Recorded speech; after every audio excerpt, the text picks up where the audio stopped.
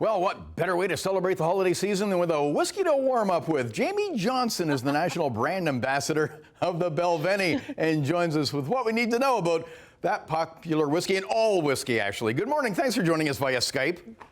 Thank you so much for having me. This is great. What a great morning. Well, yeah, it is great. It would be greater, but darn pandemic. Normally we'd have you here and we'd be doing a taste testing. I wish I was there too. We could have a great time. Yeah, so it's not just, it's the Balvenie, right? And I want to ask you too, it's whiskey without an E, right? Correct, yes. From Scotland, it's whiskey without an E, and it is the Balvenie. That's right. Okay, so with an E, is that just an American thing? It's American and it's Irish. Okay. You know, coming from different countries, it will have an E or it won't. Right, but Scotch and Canadian whiskey, it's without the E. Correct. The best whiskey. Correct. Yeah. Now, how did you get, when did you become a whiskey lover?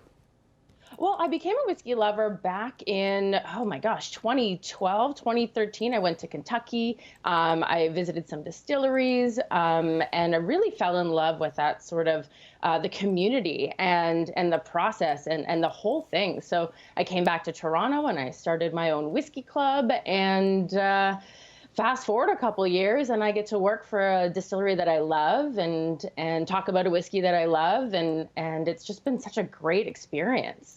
Okay, so first of all, another question, forget the E's and the Y's, or the spelling, the glass, neat or with ice? I always put 3 ice cubes in, but am I being a wussy? Should I be, is there any rules here?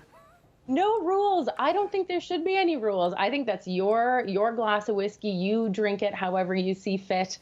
I love ice in my whiskey as well. I know some people say it's not the proper way, but there is no proper way. You know, when you drink it neat, you get different sort of flavor profile than you do when you add a couple ice cubes or, a splash of water to open it up.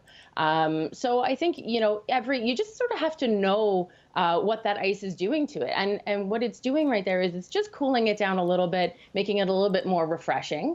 But it's also, just sort of calming the flavors down a little bit so you can maybe enjoy it a little bit longer. So I think there's no rules when it comes to whiskey. I say it's your bottle. You do with it what you like. Yeah, the demographics have certainly changed. It's very popular, men and women, and you no longer have to smoke a cigar with it in a big armchair, wearing a That's a right. satin That's right.